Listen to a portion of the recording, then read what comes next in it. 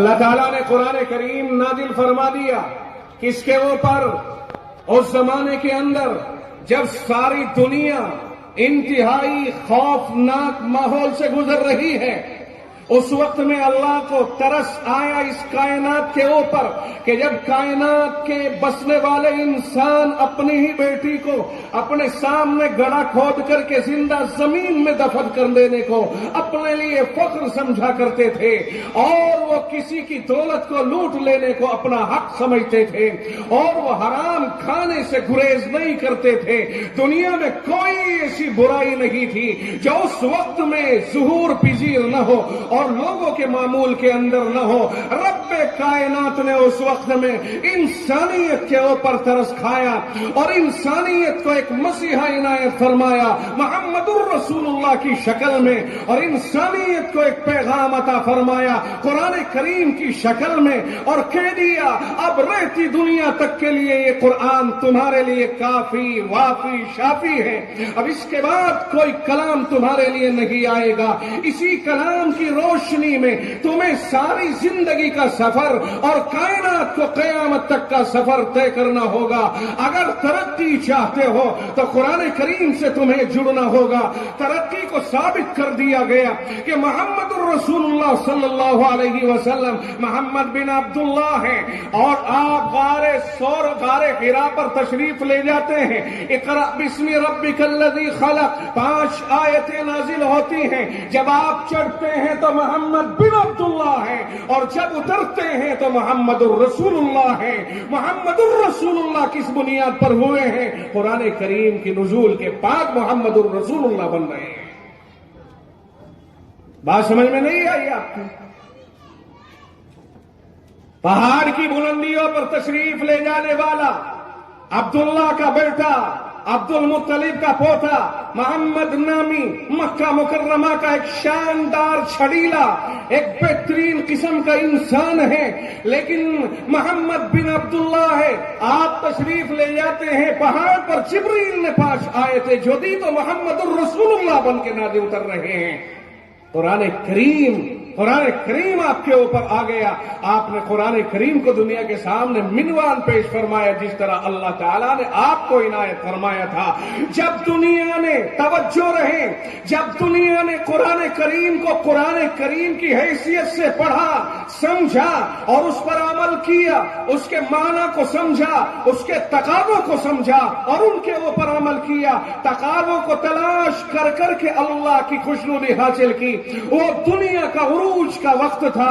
وہ ایسا وقت تھا کہ اگر کوئی غیر محرم سامنے سے گزر جائے، کسی کی ہمت نہیں ہے کہ اس کے اوپر نظر ڈال لے۔ ترقی اس میں ہے کہ غیر محرم سامنے ہو تو نظریں جھک جائے۔ رب کہتا ہے قل للمؤمنین یغضوا من ابصارہم، مومنین سے کہہ دیجئے کہ اپنی نگاہوں کو نیچی رکھا کریں۔ فاتح مصر حضرت عمرو ابن العاص رضی اللہ تعالیٰ عنہ مصر میں داخل ہونا چاہتے ہیں۔ عیسائیوں نے یہ کر دیا کہ عریانیت کے ساتھ لڑکیوں کو کھڑا کر دیا کہ اسلامی فوج کو اپنے حسن و جمال سے لبھائیں اور اپنے انداز سے انہیں اپنی طرف مائل کریں۔ اگر وہ تمہاری طرف مائل ہو گئے تو پھر وہ ہمارے ملک میں قابض نہیں ہو سکتے ہیں اور وہ فتح نہیں پا سکتے ہیں، اس لیے کہ فتح و نصرت انہی کے قدم چومتی ہے جو رب کو راضی کرتے ہوئے آگے بڑھتے ہیں، اور جو رب کو ناراض کرتے ہوئے آگے بڑھیں گے پھر ناکامی ناگزیری ان کا مقدر بن جایا کرتی ہے۔ تو مصریوں نے عیسائی لڑکیوں کو لین ننگا کر کے حسینہ جو انتہائی خوبصورت ٹولے کو کھڑا کر دیا ہے تاکہ اپنی طرف مائل کرے۔ لشکر رک جاتا ہے، باہم مشورہ ہوتا ہے، طے یہ باتا ہے کہ رب کا کلام سنایا جائے۔ قل للمؤمنین یغضوا من ابصارہم، رب کہتا ہے اے مومنین سے کہہ دیجئے، محمد الرسول اللہ سے فرمایا مومنین سے کہہ دو اپنی نگاہوں کو نیچی رکھیں، اپنی شرمگاہوں کی حفاظت کریں۔ جب پورے مجمع کے اندر لشکر اسلام کے اندر قرآن کریم کی آیت سنائی گئی، ایسا لگ رہا تھا جیسے جیسا کہ قرآن آج ہی نازل ہو رہا ہو، ان کے دلوں پہ اثر ہوا، نظریں جھکائی، ان کی طرف توجہ نہیں دی، وہ ناچتی گاتی اور اپنی طرف مائل کرنے کی باتیں کرتی رہی، لیکن کوئی ایک صحابی بھی ایسا نہ نکلا، کوئی ایک فوجی بھی ایسا نہ نکلا کہ جس نے پیچھے مڑ کر کے ان کی طرف دیکھا ہو یا نظریں اٹھا کے ان کی طرف دیکھا ہو۔ آخر کار بلند آواز سے پکار اٹھی کہ او لوگو، اگر تمہارا یہی دستور ہے، تمہارا یہی وتیرہ ہے اور یہی کامیابی ہے، اور ہم سمجھ گئے کہ یقیناً یہی کامیابی ہے، تو پھر اب ہم اس ماحول میں نہیں بلکہ تمہارے ماحول میں جینا چاہتے ہیں۔